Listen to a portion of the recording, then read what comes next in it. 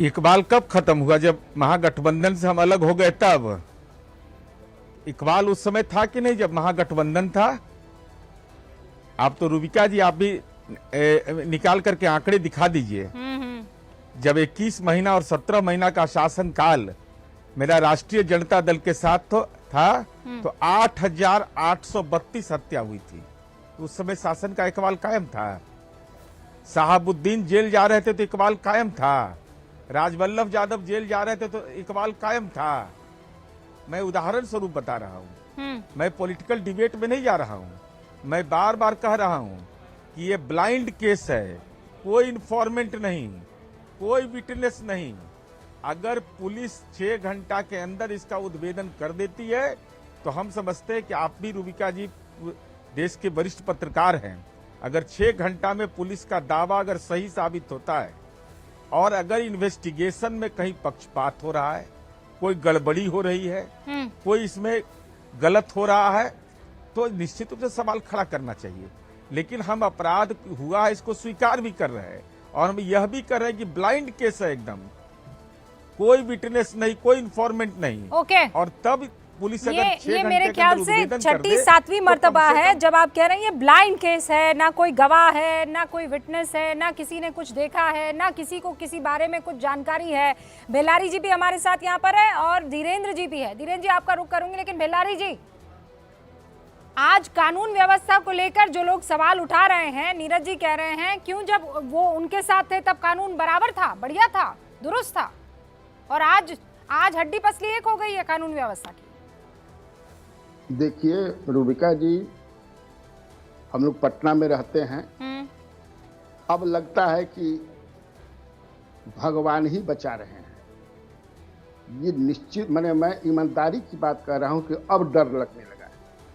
नीतीश कुमार का वो इकबाल नहीं रहा जो पहले कभी हुआ करता था। वो लगता है धीरे धीरे लालू प्रसाद यादव का जो राज था, मैं खुल करके बोलता हूं, उस समय डर लगता था हम लोग को, रात में निकलना बंद कर दिए थे।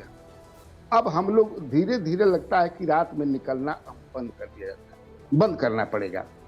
ये मतलब हम गांव में भी जाते हैं। अभी मैं गांव में गया था, एक आदमी बंबई से आ रहा था, उसने अपने घर में फोन किया कि हमको रात में आ जाइएगा, सासाराम से ले लीजिएगा। कहा कि हम नहीं लेने आए, अब हम लोग रात में नहीं चल सकते हैं। अब वो नीतीश कुमार का 5 से 10 या 10 से जो वो अब नहीं रहा, तुम वहीं पर होटल में रह जाओ, हम सवेरे लेकर के चले जाएंगे। एक सीधा सा उदाहरण मैं बताया।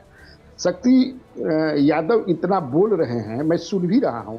ये शक्ति यादव का कल भी मैं सुन रहा था, ये बोल रहे थे कि हम लोग तो शुरू से कह रहे हैं कि भ्रष्टाचार बढ़ गया है। मंत्री ने कल कहा था कि बिना पैसा लिए काम नहीं होता है। यही शक्ति यादव जब सुधाकर सिंह ने कहा था कि मैं चोरों का सरदार हूँ और हमारे विभाग के सारे चोर हैं, डकैत हैं, तो ये कहते थे कि ना ये झूठ, ऐसा नहीं है, ये चोरी नहीं है, हमारे नीतीश की सरकार में चोरी नहीं होती है।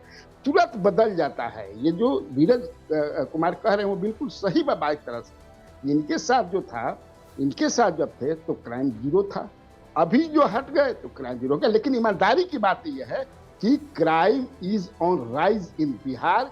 इस पर जो है कंट्रोल करने की जरूरत है। लगता है नीतीश कुमार कहीं न कहीं से कुछ ध्यान नहीं दे रहे हैं। कोई दूसरा अदृश्य शक्ति जो है कोई सरकार चला रही है, जिसमें भूंजा पार्टी का भी नाम आता है। एक भूंजा पार्टी है, अब पता नहीं उस भूंजा पार्टी में कौन है, आप सुनी भी होंगे।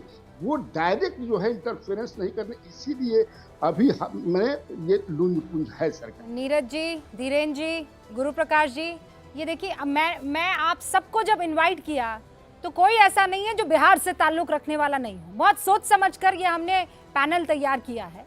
बिहार की राजनीति हो कि बिहार के सामाजिक व्यवस्था हो, वहाँ का ताना बाना हो, आप 6 लोग बहुत अच्छे से इसको समझते हैं।